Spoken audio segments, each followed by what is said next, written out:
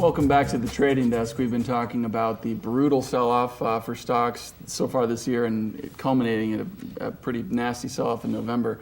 But it wasn't just the stock market. We saw, oil just keeps going down and down and down. And yeah. We're fighting massive deflation right now. It doesn't matter what asset class, and I think to me it's all still attributed to the credit crisis. It's all related to that, and it's going to take years to play out. Absolutely. It's not going to be a V-bottom like Dave said earlier. Mm-hmm. It's going to continue to go on and on because so much false money was created by the credit crisis. It was created by money that was created out of nowhere, frankly. And what's interesting about this time is that similar to like long-term capital management, nobody ever thought that they could fail. They were just so big, and then they were proven completely wrong. What's happened over the last year is that the whole idea of being diversified was going to insulate you.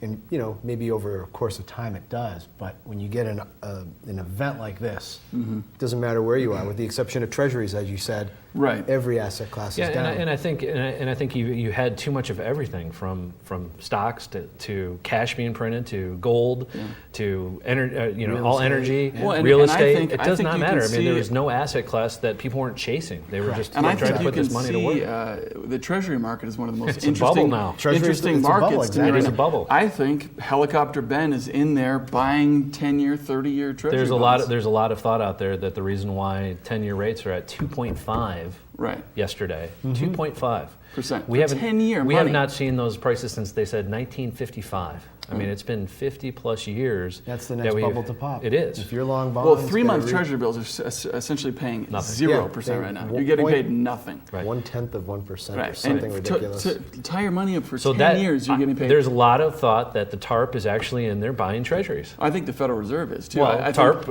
I think that was their initial idea. However, was to they say, hey, we need to lower mortgage mortgage rates. We need to make all these asset classes look more attractive relative to this 2.5%. We need to take it to 2.5% to make everything else look more attractive. That didn't lower mortgage rates enough, so now they're proposing basically bailing out Main Street. Well, we're going to take mortgage rates to 4.5%. And I'll tell you what you're going to see because we've already seen it in London. They're talking about a 2-year holiday for mortgage payments. A 2-year holiday. Again, it was proposed this week. 2-year holiday. 2 year, no payments on your mortgages in England because it's so bad. That I guarantee. Bring it on. I guarantee you that will come here. It will come here in the next year. Well, you know what? Earlier in the week, it was Monday, Tuesday. I saw headlines that foreclosures hitting record numbers. 10% of all homeowners now are either delinquent or in foreclosure. Unbelievable numbers. Unbelievable numbers. And I said we're going to get a bailout of Main Street. It's got to happen. Right. I mean, Congress. Eventually, everybody's going to claim. Well, I also think the continuum with the auto companies, and they've been on TV now the last 2 weeks. We see it on TV all day. But I think what's going to happen there, I think the government the only way to let those companies survive, if they're going to, is going to be to we'll take over your pensions. Because that's what's dragging those companies down. Right. Mm-hmm. They can't afford to pay the pensions. Health care, all that stuff. All that combined into the car price itself has to go away. So I think the government's that's going to be the solution. That money's going to go say, we'll take the pensions back from you. Again, another bailout. But that's the only way those companies can survive. And I think, unfortunately, they're going to have to do that.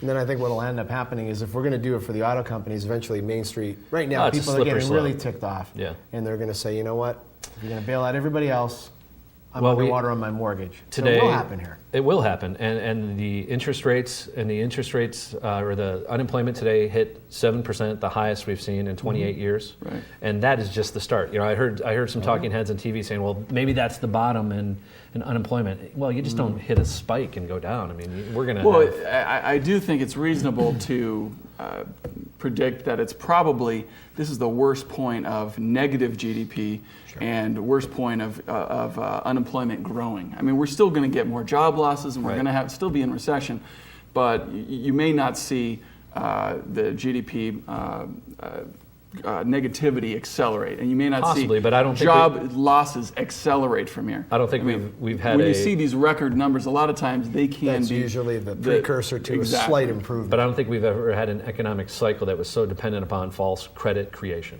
That's the difference in my mind. True, but we've never had a Federal Reserve that's willing to drop money from helicopters either. But at some point, everybody walks. Yeah. Well, there was a podcast I was listening to.